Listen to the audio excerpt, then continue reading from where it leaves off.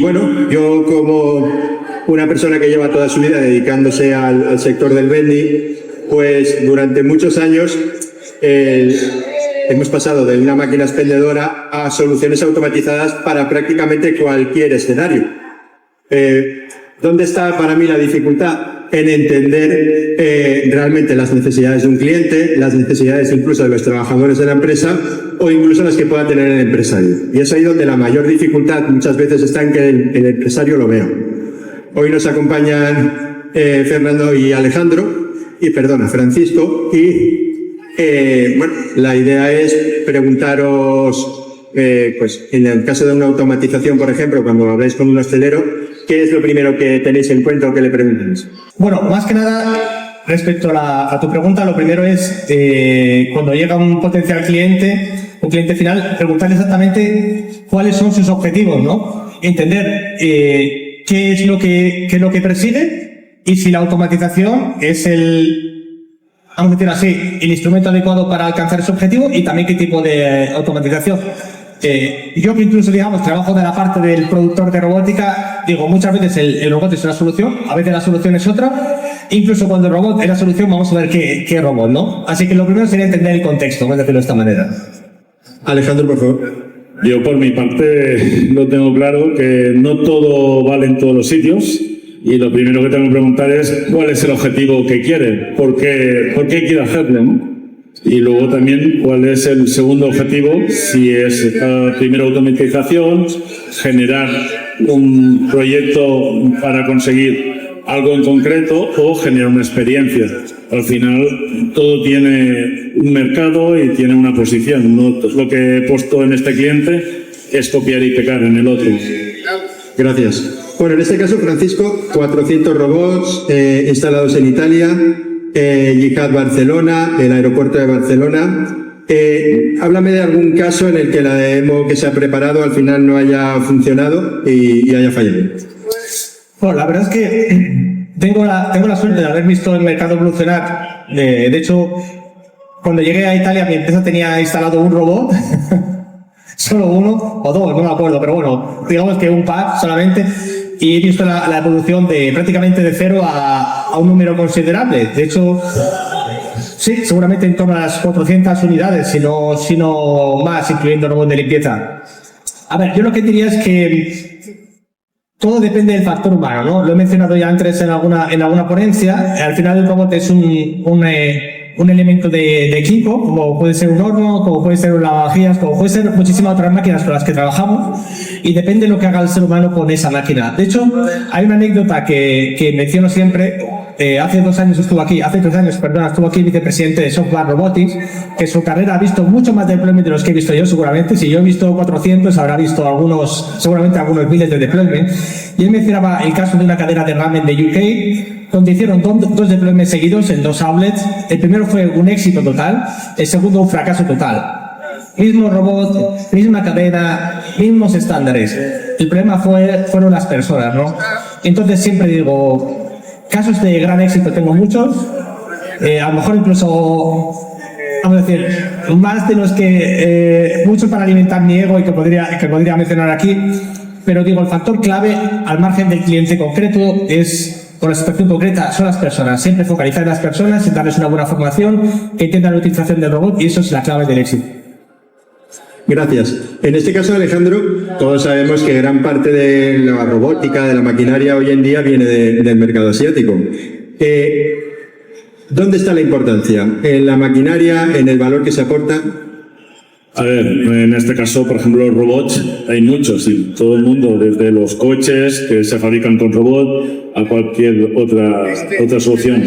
El tema es quién genera lo que tienen que hacer los robots. Es decir, hay alguien que tiene que decirle, adaptar esos robots a las necesidades de nuestros clientes, y eso no viene de China ni de otro país, esto se hace aquí. Entonces, la fabricación sí puede hacerse fuera, pero quien realmente le da el alma a esos robots o a esa maquinaria o automatización está aquí. No, un poco la misma línea, ¿no? Diría que en realidad si no te dedicas a la automatización en el sector defensa o seguridad, en la mayor parte de los casos la maquinaria o gran parte de los componentes van a ser producidos en China, no por una cuestión de costes en realidad, sino por una cuestión también de supply chain, tantas cuestiones que entran. Yo creo que en realidad el gran valor, que muchas veces no le prestamos atención, el gran valor está en la cadena de suministro local y los integradores, ¿no? Al final, quien crea, sea la mayor parte del valor económico, en realidad, la mayor parte del valor económico que de valor de producto es el integrador, el distribuidor local y lo que hacen con esa maquinaria, con esos componentes. Gracias. Se dice muchas veces que más que el cliente final es el propio empresario el que pone el freno a la hora de implantar automatizaciones. ¿Creéis que es así? Bueno, la verdad es que algunas veces, yo ahora acabo de estar con un cliente que me dice, ostras, es que yo soy de los que quiere trabajar con personas y me cuesta pensar que tengo que poner esto encima de la mesa. Pero es que algunas veces me veo obligado por muchos factores, por números, porque cada persona muchas veces es un problema, etcétera. Entonces, ¿los trabajos se pueden hacer mejor de otra forma? Sí. Entonces, al final, todos tenemos que mirar por nuestras empresas, ¿no? A ver,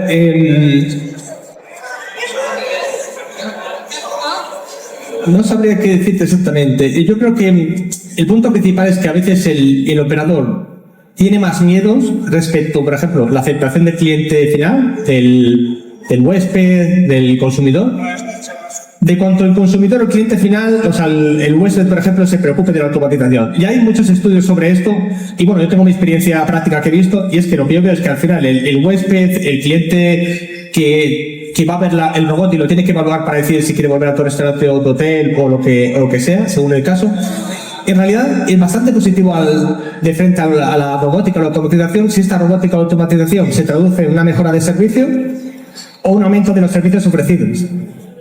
Y es muchas más veces el operador, entendido como empresario o como directivo, que tiene más miedo a una posible reacción negativa de cuando esta reacción negativa pudiera suceder. Pero bueno, forma parte de la normalidad, vamos a decir así. Para el cliente muchas veces es simpático encontrarse esa solución a día de hoy.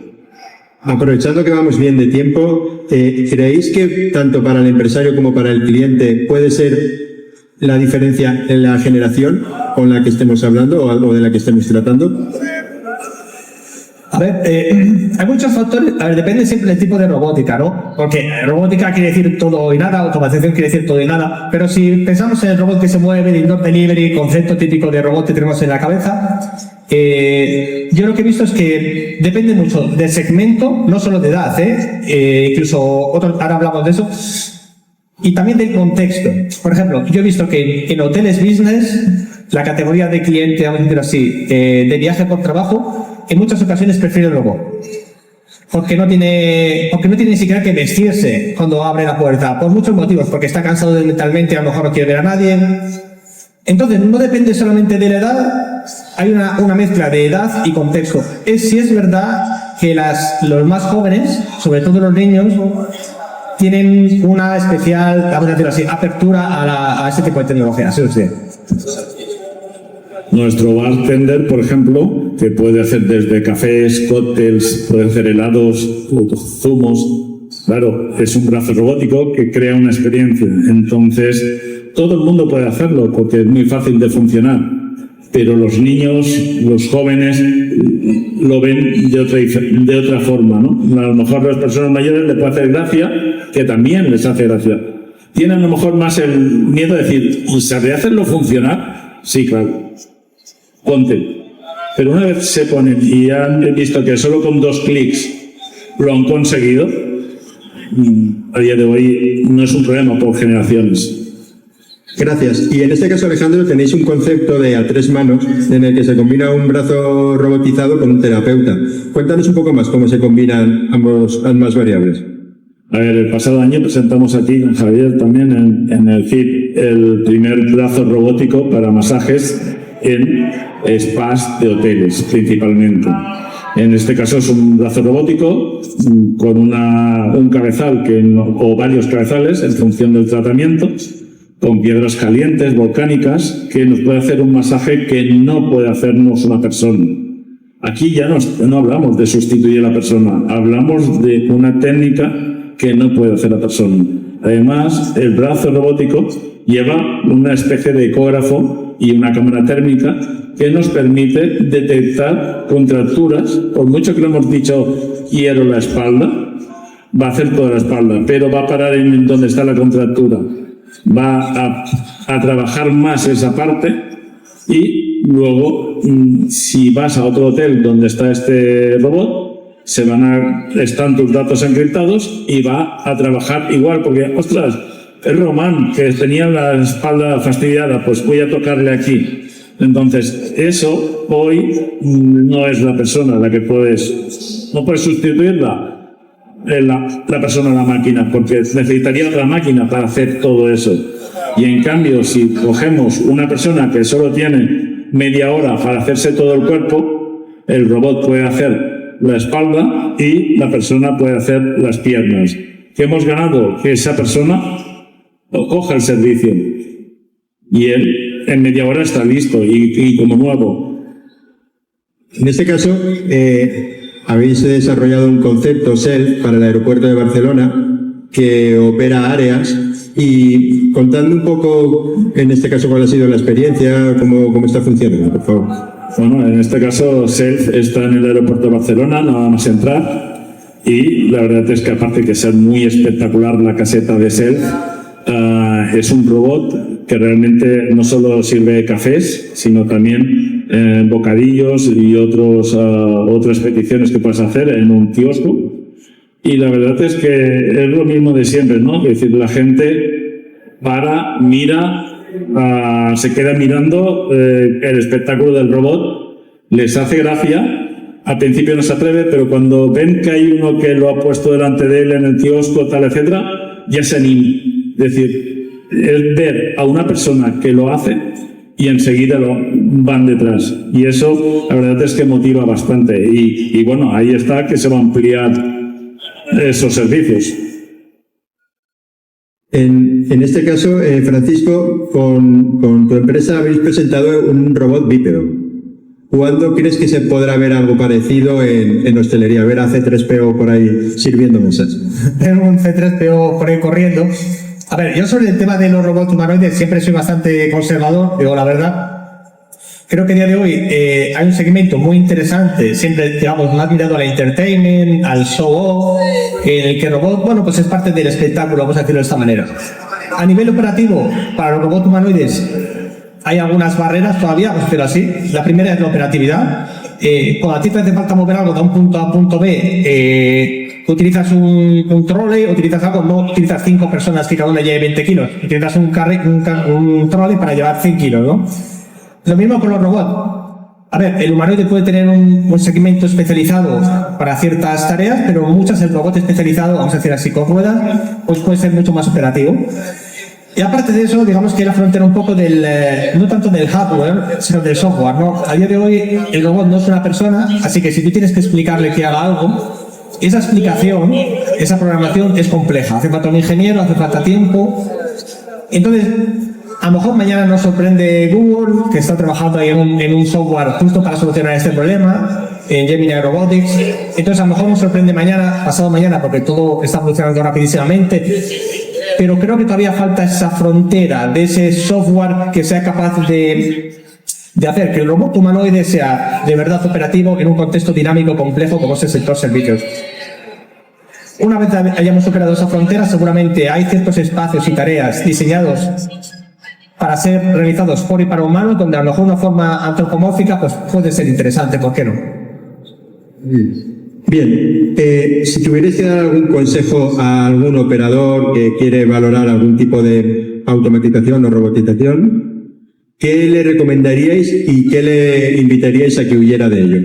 A ver, creo que siempre menciono esto. La clave está en saber exactamente cuál es tu objetivo para saber si la automatización es la solución y qué tipo de automatización.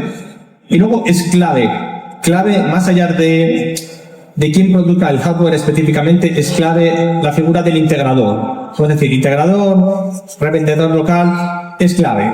Es clave que sea una empresa, digámoslo así, que no tenga un compromiso importante de marca, o sea, que te pueda dar un consejo, y esto lo digo contra mis intereses personales, pero que pueda darte un consejo bastante, digamos así, imparcial. Es importante que sea una empresa que tenga experiencia real, o sea, que no sea su primer deployment, que te puedan decir, bueno, trabajamos ya con una experiencia de qué ha funcionado y qué no. Y sobre todo una empresa que, digámoslo así, más que venderte un producto, te dé un servicio, vamos a decir de alguna manera, de consultoría, que te acompañe en la fase previa a la instalación, que te acompañe durante la instalación, durante la formación al personal, que es sin duda clave, y en esas fases posteriores, ¿no? Al final, esas primeras 3 semanas que determinan si el deployment luego va a ser un éxito.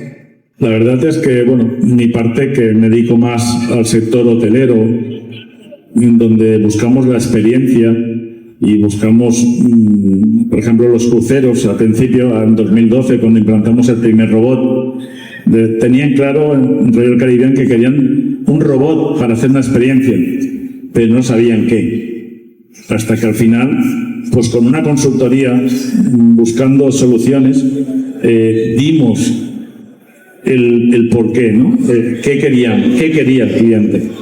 Al final desarrollamos todo este concepto, que hoy muchos otros dicen, ostras, todo el mundo recuerda el bar de cócteles, el Bionic Bar, ¿no? de Royal Caribbean, pero no todos tienen la misma necesidad o el mismo concepto.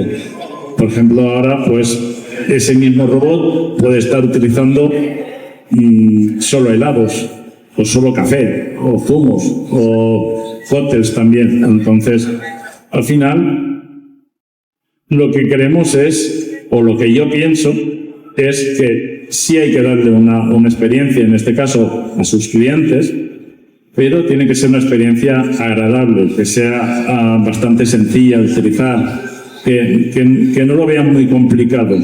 Y ese objetivo de que no lo vean muy complicado es algo que siempre recomiendo. Simplicidad. Y al final, un perfil de cliente como Royal Caribbean, este tipo de clientes están implantando por costes o por experiencia para el usuario. Royal, por ejemplo, sin duda por experiencia. Igual que Royalton o otros clientes míos que son grandes cadenas hoteleras, donde realmente no buscan la automatización, que también va de la mano y también le hará reducir costes, por supuesto, pero la experiencia es vital. Y Francisco, estamos hablando de empresas muy grandes, pero aquí en el CIP principalmente va a venir hostelero pequeño y mediano. Es la gran mayoría del tejido empresarial que tenemos. ¿Hay soluciones que sean viables para este tipo de empresas a día de hoy? Sí, es más, y yo creo que seguramente es la empresa pequeña y mediana la que, vamos a decir así, a nivel proporcional a lo mejor se puede aprovechar más de la tecnología. Voy a poner un ejemplo que no está conectado con la robótica, pero que me parece muy visual si hay aquí personas del sector hotelero. Hasta hace poco, ¿quién se podía permitir un departamento de revenue management en un hotel? Grandes cadenas. Eso tenía un coste enorme. O sea, prácticamente el hotel pequeño era el dueño o el gestor cambiando precios, ¿no? O bueno, a lo mejor algún tipo de solución de software muy básica. A día de hoy ya hay soluciones muy potentes de revenue management que están al alcance de un hotel independiente. Entonces, has situado casi al mismo nivel el hotel independiente, casi, no voy a decir, evidentemente no, pero muy cerca de la cadena importante. El robot, ¿quién aprovecha más el robot? Al final, el robot es un instrumento. Yo he visto, bueno, tengo un caso muy interesante de una pareja en Italia.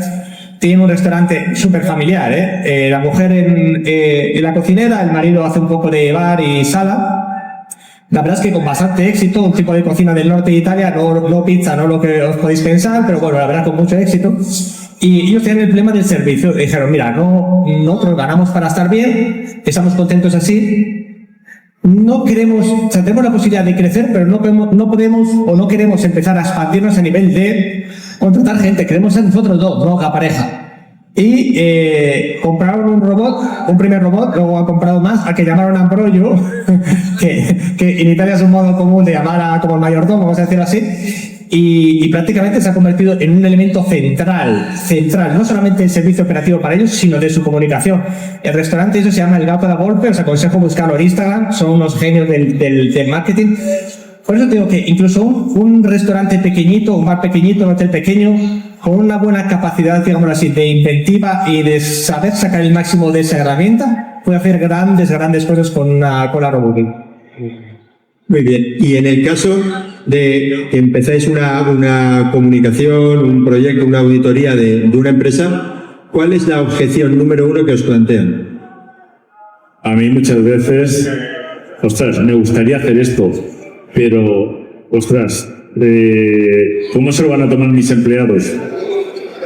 Pero después, cuando lo implementan, lo agradecen. Pero ese miedo hoy es existente. Pero luego lo agradecen tanto la propiedad o la dirección como los empleados. Porque al final, y ya no solo es implantarlo, es la capacidad del partner de capacitar a los empleados para que hagan un debido uso, que lo sepan integrar en sus procesos, porque entiendo que al final yo trabajo con unas rutinas, trabajo de una manera y puede que sea por la poca capacidad que tenga a lo mejor de cambiar esa manera de trabajar o incluso el miedo a la sustitución, lo que a veces dificulta la implantación de una automatización, ¿no? No sé si podéis poner algún ejemplo. Sí, no, creo que es una de las barreras.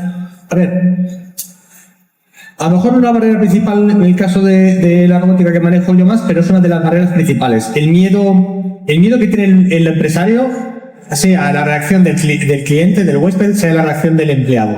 Ahí hay un gran miedo.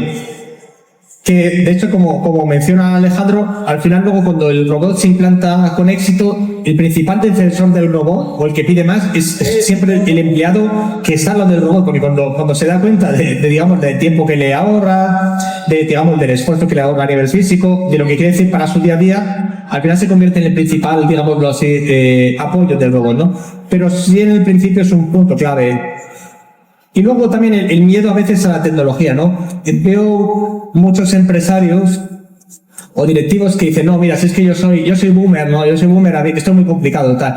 Cuando en realidad, digo, es mucho más simple de lo que crees. De hecho, las marcas están trabajando siempre en cómo simplificar el robot, al punto que, digo, a día de hoy, si eres capaz de utilizar una aplicación de Android, eres capaz de utilizar un robot, ¿no? Pero existe ese prejuicio inicial, ¿sí? Muy bien. Y en este caso, la situación en la que creéis que en vuestras empresas sois especialmente competitivos, que podéis dar alguna rentabilidad o algún valor especial, ¿cuál sería en vuestros casos? A ver, en función del objetivo siempre del cliente. Es decir, si mis clientes buscan experiencia, por supuesto tiene que ser que estén todas las redes sociales, que todo el mundo piense ¡wow! Y eso es a lo que nos dedicamos desde 1999. La robótica o la tecnología hoy nos facilita el trabajo a nosotros para conseguir ese wow. Pero si luego además también vamos a números, eso ya es otra liga. Pero el cliente al final empieza por experiencia y acaba también fidelizado por números. Y cada vez, cuando ya has probado una vez, aunque sea con un robot pequeño, ya la quieres más. Sí, diría que en mi caso yo juego más como productor, entonces al fin y al cabo yo no llego tanto al cliente final, llego a través de distribuidores, así que creo que el valor más importante que podemos dar es la experiencia, o sea, la experiencia de trabajar con muchos distribuidores a nivel global y poder formar o aconsejar a esos distribuidores o esos integradores de manera que luego den un mejor servicio al cliente final, ¿no? Compartir un poco ese know-how global que has construido para ponerlo al servicio del cliente final. Bueno, gracias a los dos. Hemos superado el tiempo que teníamos establecido y bien, yo como resumen me gustaría reseñar que es muy importante elegir el partner, que sea una empresa con la responsabilidad y la experiencia suficiente para asesorarte de lo que funciona y también decirte lo que no funciona para que no te equivoques. que el camino va por automatizar. Hay muchos casos de muchas empresas, no solo en hostelería, que ya están demostrándolo y cada vez hay más usuarios que funciona. Y gracias a todos por estar aquí y hasta la próxima. Muchas gracias. Muchas gracias.